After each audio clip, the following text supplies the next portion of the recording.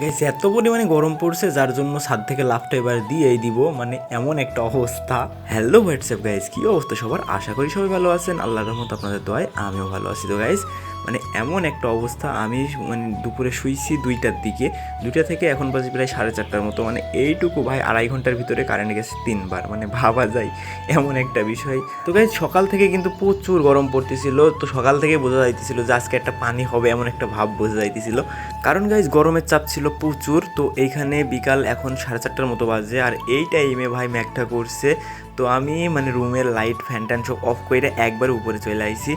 মানে ভাই উপরে আসার পর যে তৃপ্তিটা আমি পাইছি ভাই, প্রকৃতির বাতাস, মানে এর সাথে ভাই কোনো কৃত্রিম মানে ফ্যান বলেন যাই বলেন কোনো কিছুর বাতাসই কিন্তু পারবে না, প্রকৃতির যে কোনো জিনিসই অর্গানিক।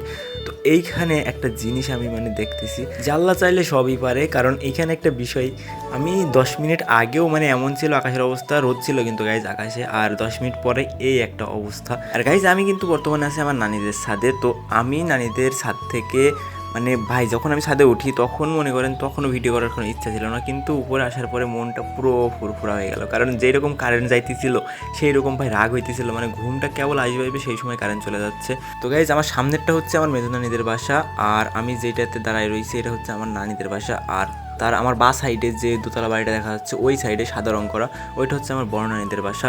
তো বিষয়টা এমন হয়েছে যে পরিমাণে বাতাস বেঁচেছে ভাই, বৃষ্টি নামবে কিছুক্ষণের ভিতরেই, কিন্তু গাইজ এইদিকে যে পরিমাণে কালো দিতে আছে আমার ক্যামেরাম্যান পর্যন্ত ভয় পেয়ে গেছে, যে মানে কোনো মানুষের চিহ্ন বোঝাইতেছে না, মনে হচ্ছে যে ছায়া হেঁটে বেড়াচ্ছে এমন একটা অবস্থা। তো আমি এটা বললাম যে এই সাইড দিয়ে হবে না, এই সাইড দিয়ে ধর। তো এই সাইডের ওয়েদারটা গাইজ মানে জো চাইতেছে, মানে মাঝে মধ্যে মানে আলো ছেড়ে দিচ্ছে, কালো হয়ে যাচ্ছে, কিন্তু এদিকের ওয়েদারটা সব দিক থেকে এই দিকটাই পারফেক্ট হচ্ছে, বাদ বাকি সাইডে সব কালো। তো গাইজ একটা জিনিস আপনাদের মানে কি বলবো, পানিটা হয়েছে, ঝড়টা হয়েছে, কিন্তু ভাই আমার কপালটা পুড়ছে। পানি ঝড় হওয়ার পরে গাইজ এইখানে মনে করেন যে বড়নানীদের বাসার এই আম গাছের ডাল মনে করেন ভেঙে গেছে, আর পিছনেরটা হচ্ছে আমার বড় মামার ছেলে, বড় ছেলে। তো এইখানে বিষয় হচ্ছে, আর আমার বাইকটা তো আপনারা দেখতে পাচ্ছেন ওই যে আমার নানিদের দোকানের পাশে রাখা, তো নানির দোকান ঝাড়ু দিতেছে।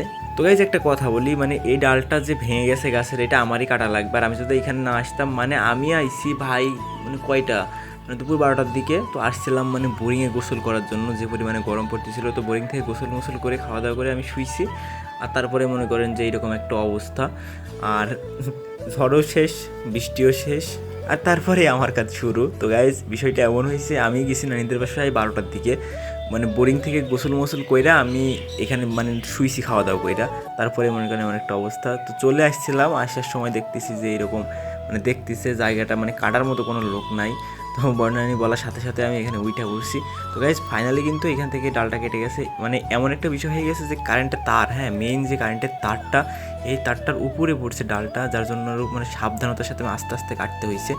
তো গাইজ এই ছিল আজকের ভিডিওটা কার কাছে কেমন লাগছে অবশ্যই কমেন্টে জানাবেন, আর ভিডিওটা বেশি বেশি শেয়ার করবেন। তো আপনাদের সাথে দেখা হচ্ছে আবার কোনো পরের ভিডিওতে।